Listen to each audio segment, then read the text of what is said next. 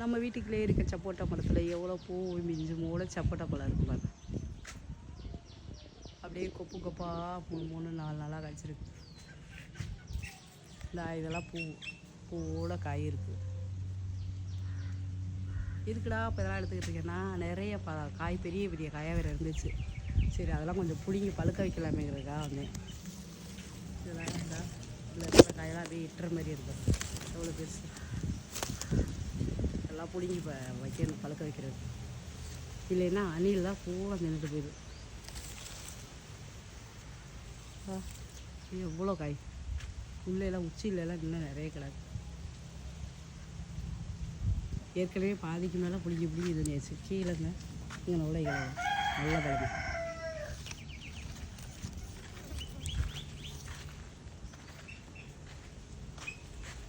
இங்கே 2 கிடக்கு சின்ன சின்னமாக.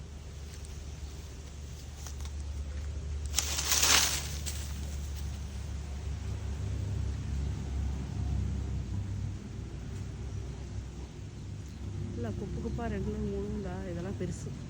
இதெல்லாம் இப்போ பறிக்கணும் பிடுங்குறதுக்கு. இது அதுவுமே பறிக்கணும்.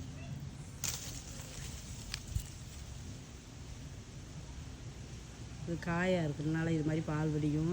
இது மாதிரி பெருசாக இருக்கிறத பிடிங்கி அரிசிக்கில் வச்சிட்டோம்னா ஒரு 2 3 நாளில் நல்லா பழுத்துரும். பூ இதுதான் சப்போட்டா பழம் மரத்தில் உள்ள பூ எப்படி இருக்குது குட்டி குட்டியாக.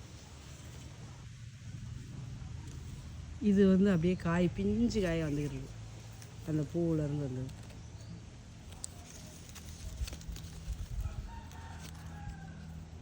முட்டு மாதிரி இருக்குது பார்க்குறதுக்கு. அதுக்குள்ளே உள்ளேருந்து ஒரு காய். யார் யாருக்கெல்லாம் சப்போட்டா பழம் பிடிக்கும் பிடிச்சவங்க லைக் பண்ணுங்கள், ஷேர் பண்ணுங்கள், மறக்காமல் ஒரு சப்ஸ்கிரைப் பண்ணியிருக்கேங்க. தேங்க்யூ.